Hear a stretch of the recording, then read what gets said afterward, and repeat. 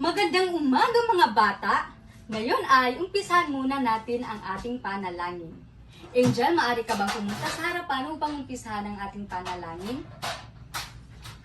O God Almighty, behold us, thy loving children, offering fruit today our works and studies. Help us, dear Lord, to be obedient to our teachers, kind to our companions, diligent to our studies, so that we may merit thy blessings to ourselves, our school, our beloved country, the Philippines. Maraming salamat, Angel. Pwede ka nang umupo. Magandang umaga, mga bata! Kumusta naman kayo?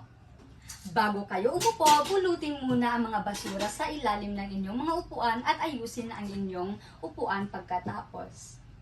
Ngayon ay maaari na kayong umupo. Mga bata, ngayon ay aalamin ni teacher kung mayroon nga bang lumiban sa ating klase ngayong araw. Itaas nyo lamang ang inyong kanang kamay at sabihin, narito po ako, teacher. Maliwanag ba, mga bata? Jama Sahir? Why City Marida? Magaling! Walang lumiban sa ating klase ngayong araw, kaya bigyan ang inyong sarili ng 5 bagsak. Mga bata, ano-ano nga ba ang mga dapat gawin at tandaan habang tayo ay nagkaklase? Tama, ano pa? Magaling. Meron pa ba? Mahusay. Mga bata, ano ang inyong napapansin sa pisara? Ano pa? Mga bata, ang nakikita niyo ngayon sa pisara ay ang tinatawag na insentibong chart na kung saan ipapangkat kayo sa 3 pangkat mula kay Errol hanggang kay Nuriza ang pangkat 1 na nagre-representa sa mga kabataan. At mula naman kay Wahi hanggang kay Jama ay ang pangkat 2 ay nagre-representa sa ina at kababaihan. At ang pangkat 3 naman ay mula kay Emmy hanggang kay Rizal Lane, nagre-representa sa lolo at lola. Mga bata, itong insentibong chart na ito ay, ang pangalan nito ay ang bigyan ng gamot. Yan. Kaya, alam nyo ba mga bata kung saan pangkat na kayo? Magaling. Alam nyo ba na sila ay matamlay dahil sila ay may sakit, kaya kailangan nilang uminom ng gamot. Para makainom sila ng gamot, ano ang dapat ninyong gawin para matulungan sila? Magaling. Tama, ano pa? Magaling. Meron akong ditong mga gamot. Dito, sa isa nito ay nagre-representa sa inyong 1 punto. Tapos ilalagay ko kung makakasagot kayo sa aking mga katanungan at makakapag-participate kayo sa mga aktibidad na ating gagawin ngayon. Mga bata, may hinanda akong maikling kwento. Kaya makinig kayo dahil may mga katanungan ako pagkatapos.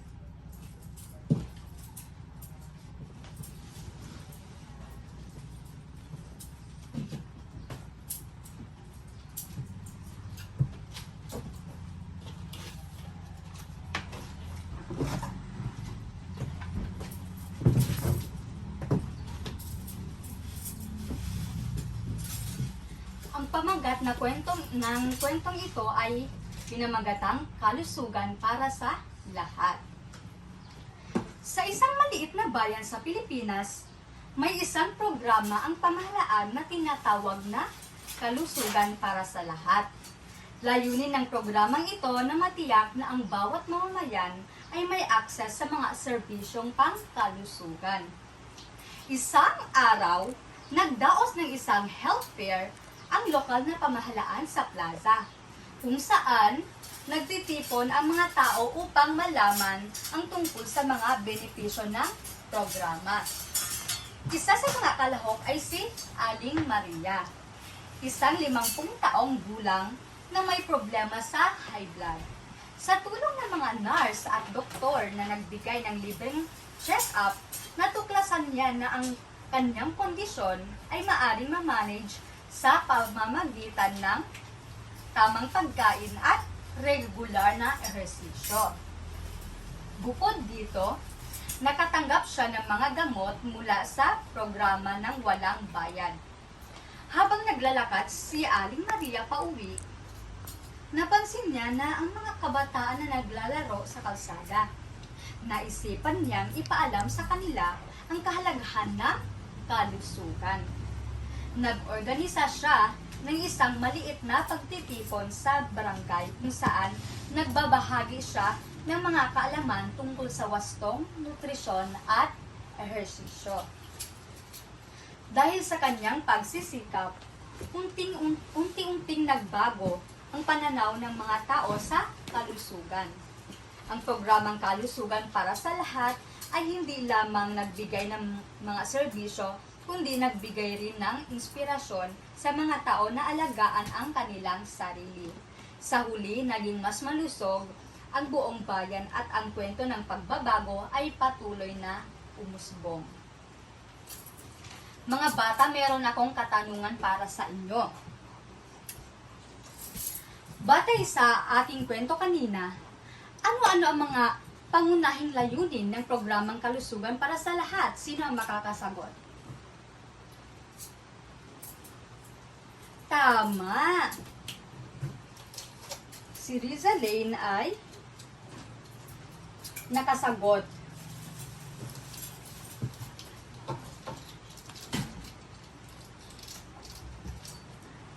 Ngayon naman, paano naging inspirasyon si Aling Maria sa iba pang mga residente sa kanyang bayan?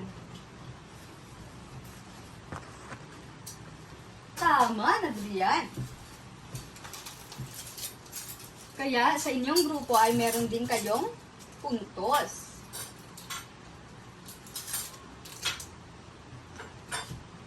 Ngayon naman, mga bata, sino pa ang nakakaalala sa ating tinalakay kahapon?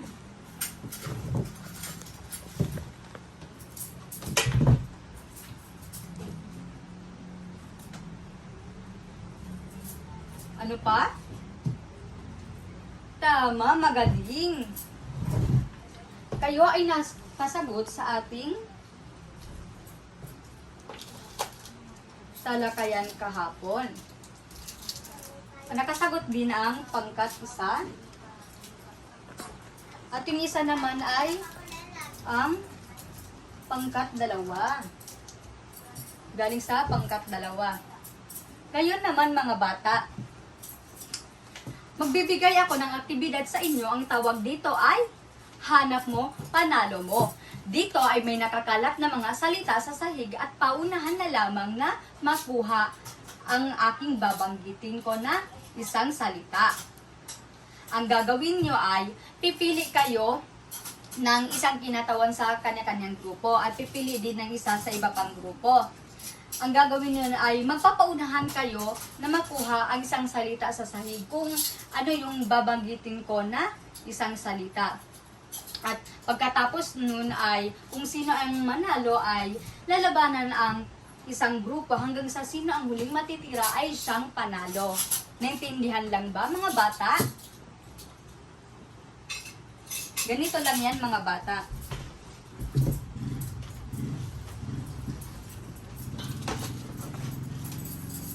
Narito ang mga salita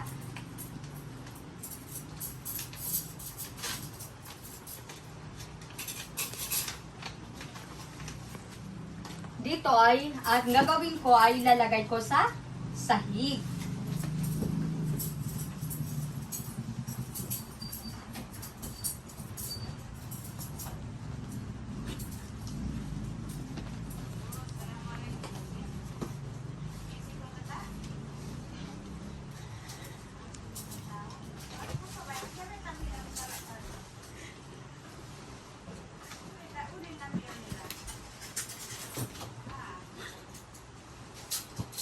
Ganyan mga bata. Dito ay narito ang mga salita. At ang gagawin niyo lamang ay dito meron din isang kinatawan dito tapos meron din doon. Tapos, maghanap sila kung ano yung salita na aking babanggitin. Halimbawa, sasabihin ko na hanapin ang salita na panlaban.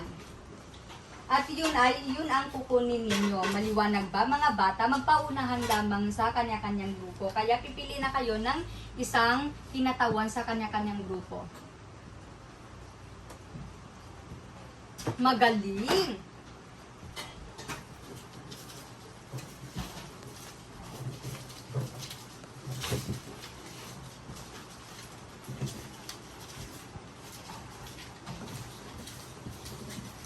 Mga bata, huwag maingay. Nakikinig lang si teacher dito. At ang pangkat 2 naman ay nakakuha ng 2 puntos.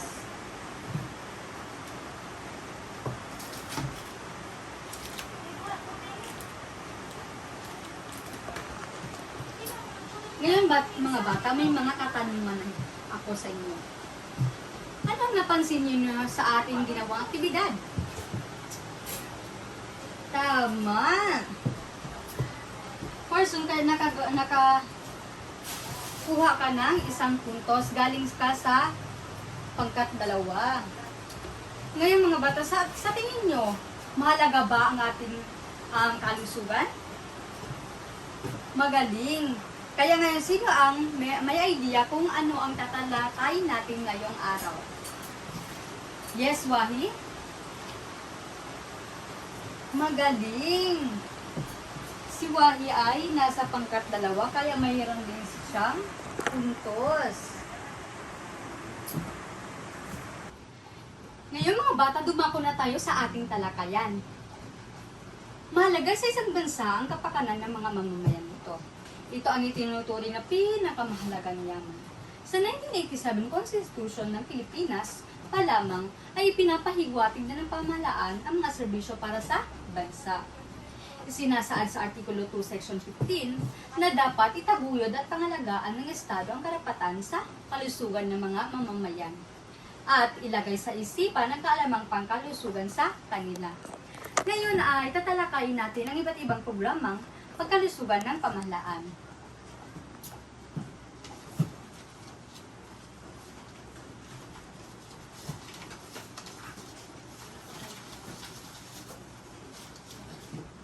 Mga bata, alam nyo ba kung tungkol sa PhilHealth na to?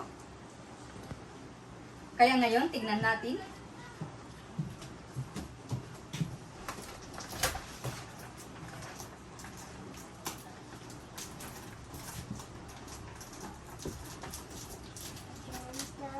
Pakibasa nga mga bata, magaling. Ang National Health Insurance Program ay tinatag upang magkaroon ng siguro ang lahat ng mamamayan at mapagkalooban ng may kalidad na pasilidad at serbisyong pangkalusugan. Isa sa mga programa ng NHIP ay ang PhilHealth na tumutulong sa pagpapagamot at mabigyan ng libreng gamot lalo na ang mga mahihirap na mamamayan. Mga bata, paano ito nakakatulong sa mga tao? Magaling! Tama. Ang PhilHealth ay nagbibigay ng insurance coverage na nagbabayad para sa mga gastos sa pagamutan at nagbibigay ng libreng gamot na nakakatulong sa mga mahirap na mamamayan. Ngayon naman ay, mga bata, anong napapansin niyo sa larawan na ito? Tama. Kaya ngayon,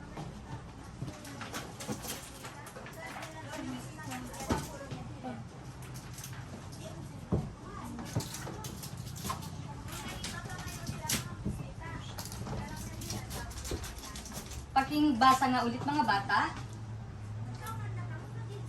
Magaling. Ang pagbabakuna o imunisasyon ng mga bata laban sa mga sakit gaya ng diarrhea, polio, tigdas at trangkaso, isinasagawa ito sa mga sentrong pagkalusugan o health centers sa iba't ibang bahagi ng rehiyon. Ang pagbabakuna ng mga bata ay kapag nabakunahan ng mga bata, nababawasan ang mga posibilidad na sila ay magkasakit at nakakatulong din sila sa yung mga ang kanilang kalusugan na napapanatili nila sa kanilang buong komunidad. Ngayon naman ay ano ang napapansin nyo sa hawak kong larawan? Tama, ito ay mga gamot. Kaya alamin natin kung ano ang tawag dito.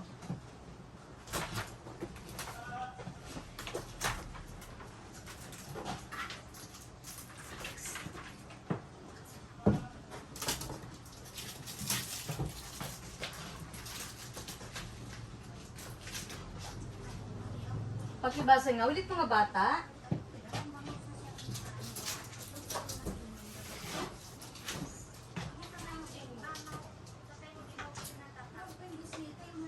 Maraming salamat. Layunin ng Complete Treatment Pack na marating ang pinakamahirap na mamamayan at mabigyan ng kompletong gamot lalo na sa mga pangunahing sakit sa bansa. Ito yung Complete Treatment Pack na ito yung ang programang ito ay sinusuguro na ang lahat ay mabigyan ng gamot kahit na malayo man at kahit na walang kakayahan, meron pa ding access sa mga gamot na ito upang mapanatili ang kanilang kalusugan.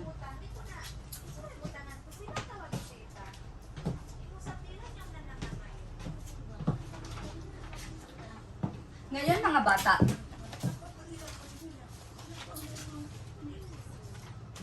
ano naman ito? Sino ang makakapagsabi kung ano ito? Tama! Ang programang ito ay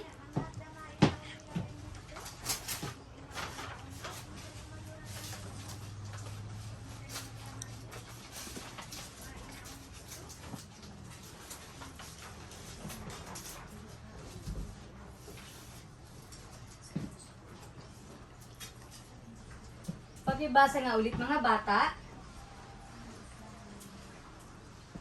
Mahusay, maraming salamat. Ang programang para sa mga ina at kababaihan ay isa sa mga pamunahing programa ng pamahalaan para sa kalusugan.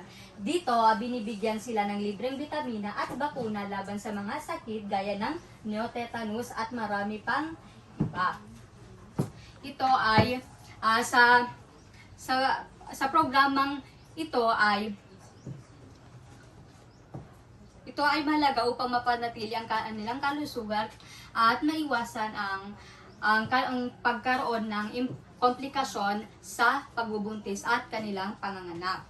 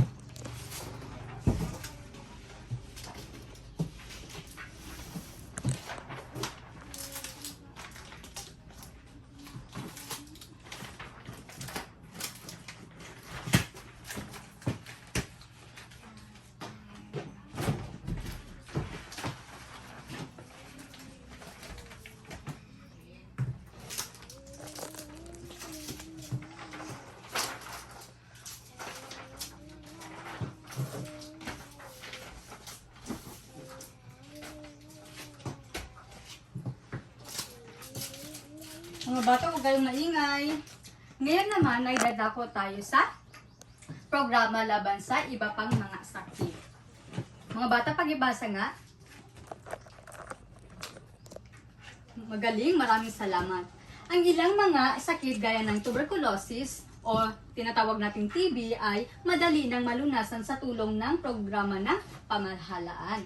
Maliban sa walang bayad ang pagpapatingin, may mga gamot pang ibinibigay ang mga health center. May programa rin sa pagpapalaganap ng impormasyon sa pag-iwas sa HIV o AIDS. Sa kasalukuyan, wala pang gamot o bakuna para malabanan ang sakit na ito. Ang tuberculosis ay isang uri ng sakit ng pag-ubo na may kasamang dugo at pag tinawag natin HIV o AIDS, ito yung sakit na nakakahawa sa ibang tao kapag may physical contact sa iba, gaya sa kanilang partner. Ngayon naman ay dadako tayo dito. Pakibasa nga ulit dito mga bata. Maraming salamat. Dito ay patuloy ang pangangalaga ng pamahalaan sa kalusugan ng mga mamamayan. Lalo na tuwing nalalapit ang tag-ulan kung saan maraming mga bata ang nagkakasakit gaya ng dengue mula sa lamok at leptospirosis naman mula sa ihi ng daga kasama sa panlaban sa pagdami ng nagkakasakit ng mga bata ang paglilinis sa kapaligiran at pagsunod sa 4S kontra dengue. Pag sinabi natin 4S kontra dengue,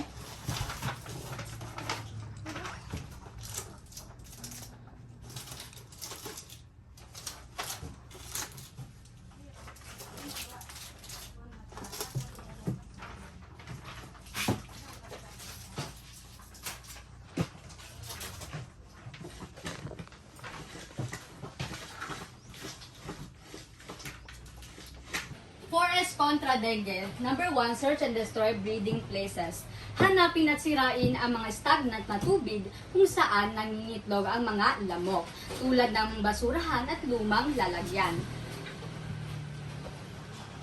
At number 2, seek early consultation.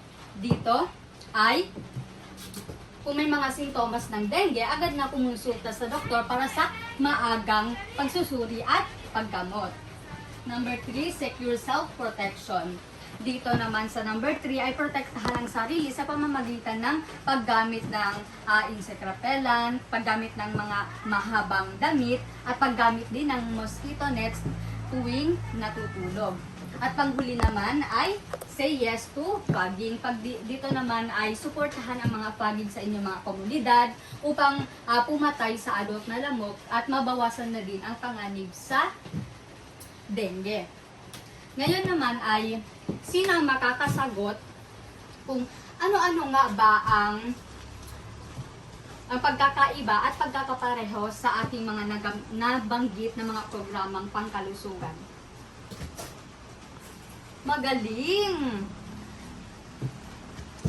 Si Jumahari ay nakasagot kaya meron siyang 2 puntos. Si Jumari ay mula saan? Sa pangkat 1.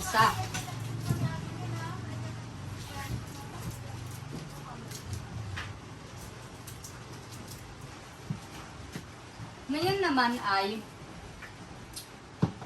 magkakaroon ulit tayo ng aktibidad.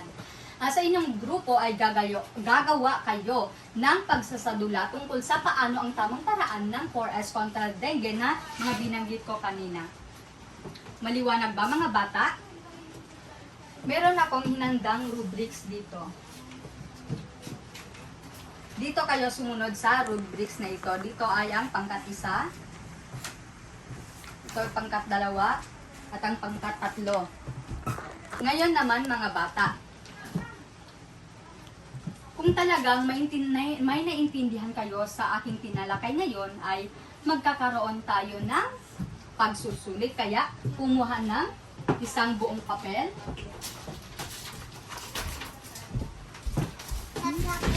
Nakakuha na ba ng isang buong papel mga bata?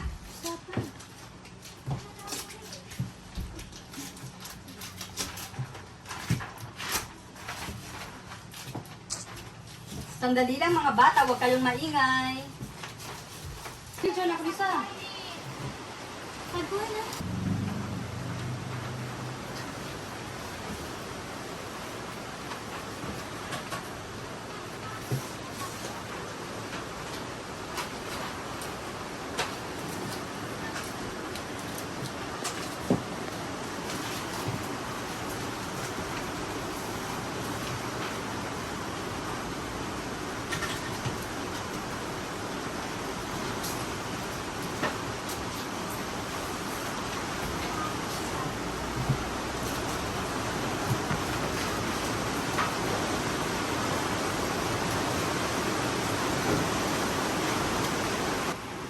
Mga bata, basahin nga muna ang panuto. Dito naman sa Test 2, basahin nga. Tapos na ba kayo sumagot mga bata? Ngayon ay ipasa ninyo sa gitna at ngayon naman sa harapan. Narito na ba ang lahat ng papel mga bata? Magaling! Ngayon naman ay bibigyan ko kayo ng takdang aralin. Kaya kunin ninyo ang inyong kwaderno sa araling panlipunan at isulat ang takdang aralin na dapat ipasa nyo bukas.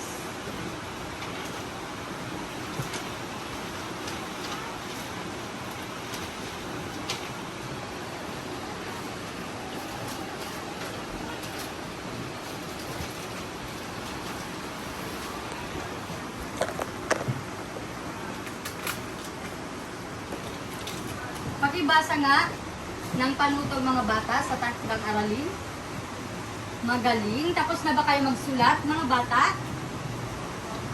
Magaling. Kaya ipapasa niyo yan bukas. Ngayon naman ay bago tayo magpaalam, bibilangin muna natin ang inyong nakuhang puntos. Sabayan niyo ako sa pagbibilang. Sapagkat isa, nakakuha sila ng 1, 2, 3, 4, 5, 6, 6 na puntos. Sapagkat dalawa naman ay 1, 2, 3, 4, 5, 6, 6 din ang pangkat dalawa. Dito naman sa pangkat 3, 1, 2, 3, 4, 5, 6, 6. Sila kayo ay nagkaroon ng parehong mga puntos. Kaya bigyan ninyong sarili ng nice clap. N-I-C-E, N-I-C-E, nice, nice, nice, nice, nice. Magaling mga bata. Angel, maaari ka bang pumunta ulit sa harapan para umpisahan ang ating pangtapos na panalangin? Pwede ka nang umupo? Paalam na mga bata. Hanggang sa muli.